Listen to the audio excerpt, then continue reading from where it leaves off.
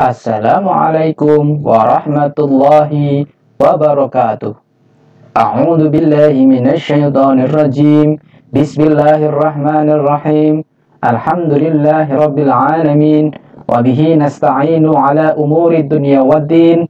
Wassalatu wassalamu ala asrofil anbiya'i wal mursalin sayyidina wa maulana Muhammadin wa ala alihi wa sahbihi ajma'in. Amma ba'du. Apa kabar hari ini anak-anak? Semoga selalu diberikan kesehatan dan semoga selalu diberikan kelancaran dalam kalian belajar ya. Dan semoga hidup kalian menyenangkan.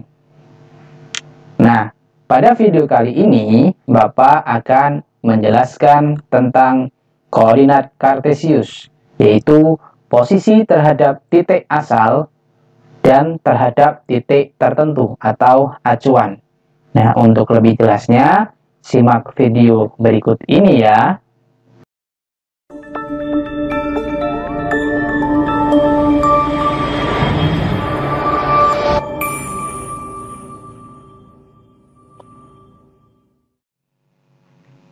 Pada video kali ini, Bapak akan menjelaskan materi tentang koordinat kartesius, yaitu posisi terhadap titik asal 0,0 dan terhadap titik tertentu atau acuan. Nah, untuk lebih jelasnya, kita langsung ke materinya ya. Posisi terhadap titik asal 0,0 dan terhadap titik tertentu atau acuan A, B. Sistem koordinat kartesius itu selalu memiliki acuan yang tetap. Nah, di mana semua selalu mengacu pada perpotongan antara sumbu X dan Y, dan disebut sebagai titik 0. Untuk mengetahui posisi suatu titik, menggunakan titik acuan tertentu itu bisa menggunakan rumus sebagai berikut. Yaitu XB itu sama dengan XL dikurangi X acuan. Kemudian YB itu sama dengan YL dikurangi Y acuan. Di mana XB itu adalah titik X yang baru. Kemudian YB itu adalah titik Y yang baru. Sedangkan XL itu adalah titik X awal atau lama, sedangkan YL itu sama dengan titik Y awal atau lama. Nah, untuk lebih jelasnya kita langsung ke contoh soal saja. Perhatikan diagram kartesius di bawah ini. Oke, di situ ada titik Q, ada titik P, ada titik R, dan titik S. Nah, pertanyaannya adalah tuliskan koordinat posisi titik Q terhadap P. Nah, langkah pertama yang kalian lakukan untuk menjawab soal ini yaitu yang pertama, menentukan koordinat masing-masing titik dan titik awal serta titik acuan. Nah, di situ kan yang ditanyakan adalah posisi titik Q dan ada terhadap P. Berarti pertama kalian harus mengetahui koordinat titik Q dan titik P. Oke, kita cari tahu koordinat titik Q itu ada di mana sih? Caranya adalah kita tarik garis lurus ke arah sumbu X, kemudian garis lurus lagi ke arah sumbu Y. Oke, berarti di sini bisa dilihat titik koordinat dari Q itu adalah min 5,5. Nah, sedangkan untuk titik koordinat P, kita tarik garis lurus lagi. Nah, untuk titik koordinat P itu adalah X, Y, berarti 2,4. Oke, koordinat titik Q adalah min 5,5. Sedangkan koordinat titik P itu adalah 2,4. Nah, untuk titik Q, X-nya itu sama dengan min 5, Y-nya itu sama dengan 5. Nah, untuk titik Q sendiri itu adalah titik awal. Titik awal, karena di sini yang ditentukan adalah posisi titik Q. Nah, kalau posisi titik Q itu berarti titik awalnya.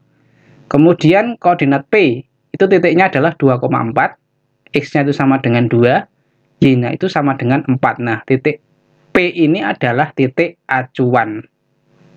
Titik acuan karena titik Q terhadap P, berarti terhadap itu kan titik acuan. Sekarang kita jawab untuk menghitung titik baru. Nah, caranya adalah kalian buat tabel seperti ini. Kalian tuliskan titik awal, titik acuan, sama titik baru. Buat kolom. Titik awal, titik acuan, sama titik baru. Oke, untuk yang titik awal, bisa dilihat di sini. Ini adalah titik awal. Oke, titik awal, X-nya itu adalah min 5. Y-nya adalah 5. Sedangkan untuk titik acuan, itu bisa dilihat di sini. Nah, titik acuan itu X-nya 2, Y-nya sama dengan 4. Tinggal dimasukkan aja ke rumusnya.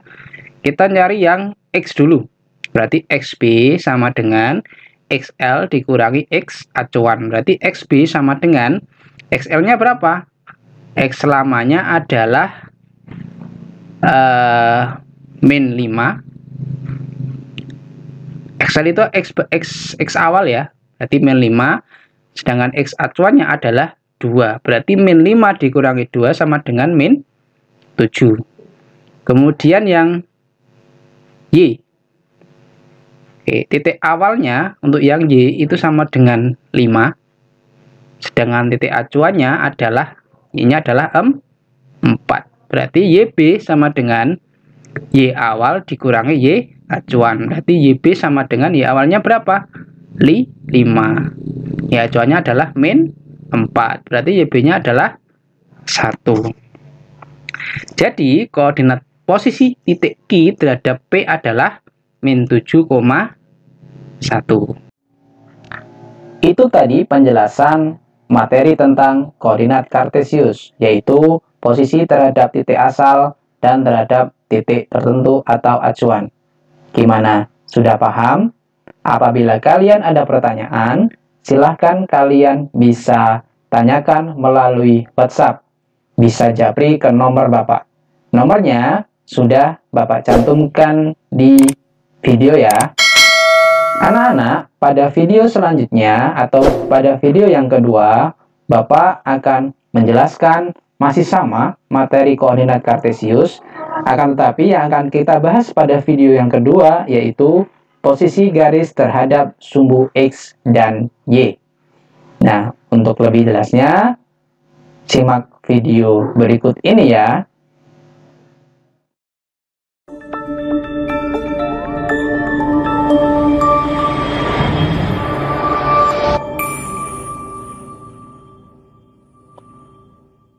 Pada video yang kedua kali ini, Bapak akan menjelaskan posisi garis terhadap sumbu X dan Y. Yaitu materinya masih sama, tentang koordinat kartesius. Nah, kita langsung saja ke materinya ya. Oke. Dalam koordinat kartesius, itu terdapat sumbu X dan sumbu Y yang saling berpotongan atau tegak lurus. Dengan demikian, posisi garis pada koordinat kartesius itu dapat dideskripsikan berdasarkan letaknya terhadap sumbu X dan sumbu Y. Nah, yang pertama adalah posisi garis terhadap sumbu X. Oke, bisa diperhatikan di gambar. Ini ada garis L1, L2, L3, dan L4 yang garis biru ini. Yang pertama, garis-garis yang mendatar, ini mendatar, ada L1, L2, L3, dan L4,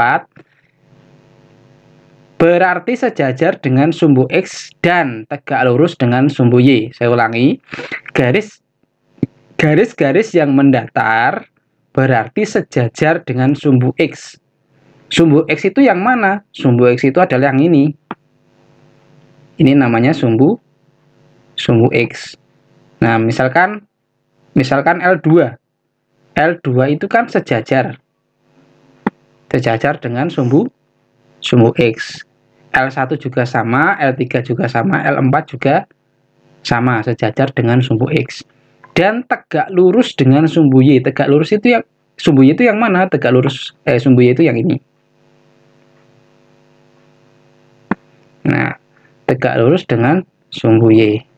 Misalkan L2. L2 kan ini. L1 maaf. L1 kan ini. Nah, ini kan tegak lurus dengan sumbu Y kan. Pada gambar L1, L2, L3, dan L4 itu sejajar dengan sumbu X dan tegak lurus dengan sumbu Y. Garis-garis yang sejajar dengan sumbu X memiliki ciri-ciri jaraknya terhadap sumbu X itu selalu sama dan memiliki koordinat yang sama. Oke, selanjutnya adalah posisi terhadap sumbu Y.